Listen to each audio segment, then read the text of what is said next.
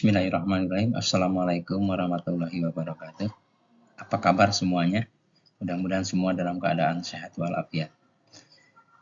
Jumpa lagi dengan saya pada kesempatan hari ini. Kita akan berbicara atau membahas mengenai gerak lurus atau gerak pada lintasan berbentuk garis lurus.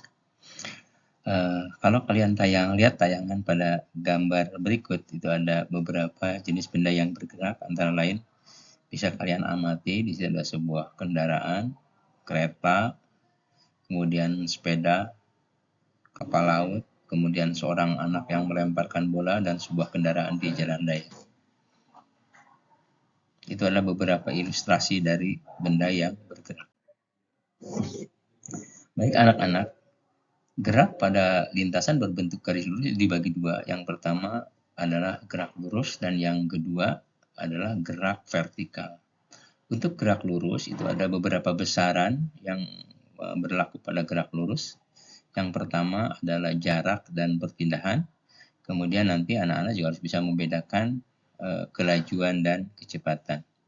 Kemudian untuk jenis gerak lurus itu sendiri dibagi dua, yaitu ada gerak lurus beraturan atau yang kita kenal dengan istilah GLB, dan juga ada gerak lurus berubah beraturan yang kemudian kita kenal dengan istilah GLBB. Nanti kita akan kaji lebih jauh apa sih perbedaan dari kedua gerak tersebut. Kemudian untuk gerak lurus juga itu bisa berbentuk gerak vertikal, di mana gerak vertikal itu jenisnya juga macam-macam. Yang pertama ada gerak jatuh bebas, kemudian ada gerak vertikal ke bawah, dan ada gerak vertikal ke atas. Kemudian juga akan kita membahas lebih jauh mengenai persamaan-persamaan yang berlaku pada gerak lintasan garis lurus pada gerak vertikal ke atas. Lalu juga nanti akan kita bahas juga perbedaan antara gerak jatuh bebas dengan gerak vertikal ke bawah. Baik, untuk besaran pada gerak lurus itu yang pertama saya ingin memperkenalkan kepada kalian bahwa apa sih perbedaan antara jarak dan perpindahan. Jarak itu kita maknai sebagai panjang lintasan sesungguhnya yang ditempuh oleh gerak sebuah benda. Jadi di situ ada lekuk-lekuk itu diperhitungkan. Sedangkan perpindahan adalah perubahan kedudukan benda ketika melakukan aktivitas gerak. Jadi perpindahan termasuk besaran vektor. Kalau lihat gambar di samping, kalian bisa lihat titik A dan titik B. Untuk garis yang tidak terputus itu merupakan lintasan dari jarak, sedangkan untuk garis lurus yang titik-titik yang menghubungkan titik A dan titik B itu adalah berupa perpindahan. Kemudian ada dalam gerak lurus juga kita mengenal ada perbedaan antara kelajuan dan kecepatan. Apa perbedaan dari kedua besaran tersebut? Kelajuan dan kecepatan, kelajuan rata-rata dan kecepatan rata-rata. Kemudian ada kelajuan sesaat dan kecepatan sesaat, dan kemudian juga ada kecepatan relatif. Di sini ada sebuah persamaan untuk membedakan dari besaran-besaran tersebut. Anak-anak nanti bisa mengkaji lebih jauh, dan kemudian nanti akan kita bahas lebih jauh pada soal yang akan kita kerjakan pada bagian akhir dari pertemuan ini. Jenis gerak lurus itu dibagi dua, ada gerak lurus beraturan yang kemudian kita kenal dengan istilah GLB, dan GLB itu adalah gerak lurus lintas berupa garis lurus dengan kecepatan konstan. Jadi kecepatannya setiap saat tidak berubah. Sehingga kalau lihat dari tayangan di bawah ini, itu ada dua buah grafik yang menghubungkan antara grafik pertama itu hubungan antara jarak yang ditempuh dengan waktu. Jadi seiring dengan bertambahnya waktu, maka bertambah juga jaraknya secara konstan. Sehingga grafiknya berbentuk linear. Sedangkan untuk grafik kedua, kita bisa melihat bagaimana grafik hubungan antara waktu dengan kecepatan.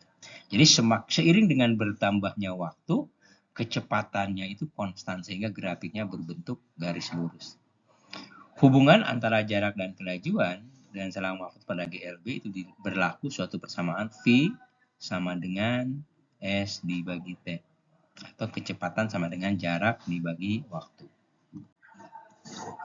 Gerak lurus berubah beraturan atau GLBB.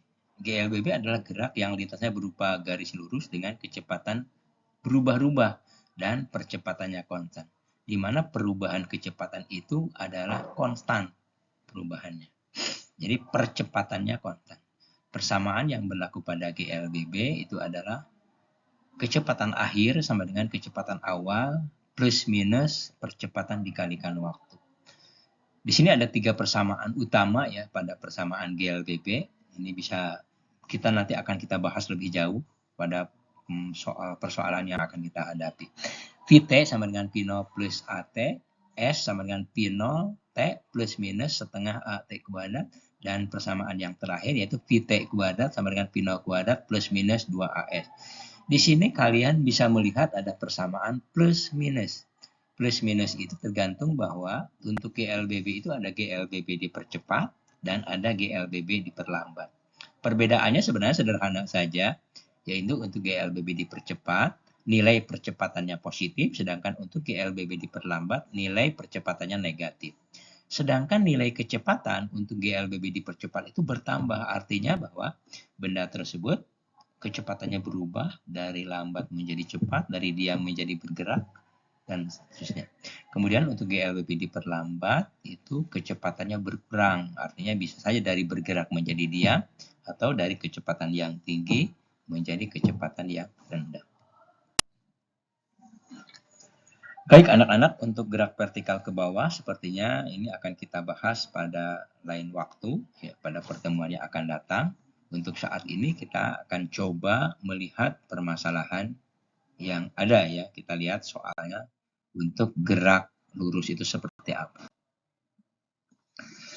Sebagai contoh, ini ada satu contoh soal dan penyelesaiannya kita simak bersama-sama. Sebuah mobil bergerak pada lintasan lurus dengan kecepatan 72 km per jam. Saat mendekati lampu merah, sopir mengerem mobilnya dengan perlambatan 2 meter per sekon kuadrat sampai berhenti. Jadi ada jeda. Jarak mobil dengan lampu merah saat mulai melakukan pengereman sejauh, ini pilihannya A 36 meter, B 50 meter, C 72 meter, D 100 meter, dan E 144 meter. Nah, di sini jawabannya D. Kita lihat penyelesaian seperti apa. Diketahui P sama dengan 72 km per jam. Ini kita konversi ke dalam satuan SI menjadi meter per sekon, yaitu didapat sama dengan 20 meter per sekon. Kemudian untuk A, dalam hal ini adalah perlambatan, yaitu adalah 2 meter per sekon, dan mobil berhenti sehingga kecepatan akhirnya pasti 0. Yang ditanyakan berapakah jarak. Ini kita bisa menggunakan persamaan yang ketiga ya, supaya langsung, karena di sini yang ditanya adalah jarak. Pt kuadrat sama dengan P0 kuadrat min 2AS, di mana kecepatan akhirnya adalah 0, sehingga kita bisa dapatkan 0 sama dengan 20 meter per sekon kuadrat dikurangi 2 kali 2 meter per sekon kuadrat dikalikan V. Di sini tanda min itu sudah menunjukkan dia adalah perlambatan. Kemudian pindah ruas sehingga 4S sama dengan 400 meter dan S sama dengan 100 meter. Jadi jarak mobil dengan lampu merah saat melakukan pengereman sejauh 100 meter sampai dia berhenti. Demikian pertemuan pada kesempatan hari ini. Kemudian nanti Bapak akan memberikan pengayaan kepada kalian. Kalian bisa lihat di buku paket yang ada di tangan kalian. Saya kira itu saja untuk pertemuan hari ini. Mudah-mudahan kalian bisa memahami, bisa memeruk manfaat dari pertemuan hari ini. Dan akhirnya saya tutup ucapan wabillahi taufiq wa hidayah. Wassalamualaikum warahmatullahi wabarakatuh.